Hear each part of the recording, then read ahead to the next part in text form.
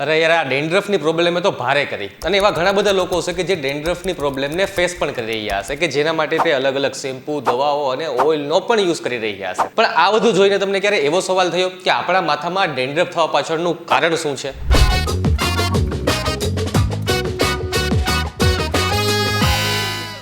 તમે પહોંચી ગયા છો vtvgujarati.com પર. શરૂ નામ છે થેન્ક્સ ટુ અને હું છું ડીકે.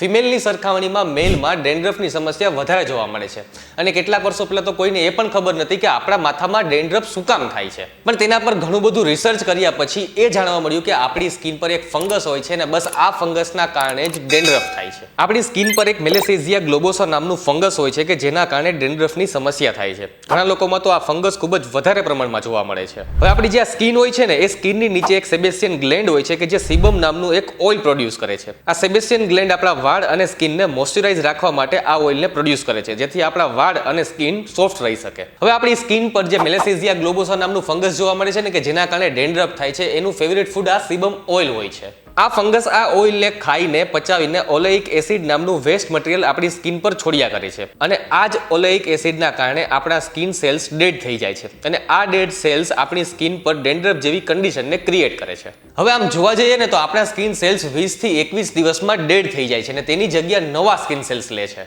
પણ ઓલેઇક એસિડના કારણે આ સ્કિન સેલ્સ 5 થી 7 દિવસમાં ડેડ થઈને આપણા માથા પર જમા થવા લાગે છે કે જેને આપણે ડેન્ડ્રફ કે પછી ગુજરાતીમાં ખોડો કહીએ છીએ. તો આજના વિડીયોમાં મેં તમને ડેન્ડ્રફ શું કામ થાય છે ને એના પાછળના સાયન્સ વિશે વાત કરી. જો તમને આજના વિડીયોની ઇન્ફોર્મેશન કામની લાગી હોય ને તો કમેન્ટમાં થેન્ક્સ ટુ જરૂરથી લખી દેજો અને આવા જ ડેલી લાઈફના ક્વેશ્ચન સિમ્પલ લેંગ્વેજમાં સમજવા માટે જોતા રહો thanks to only on vtvgujarati.com.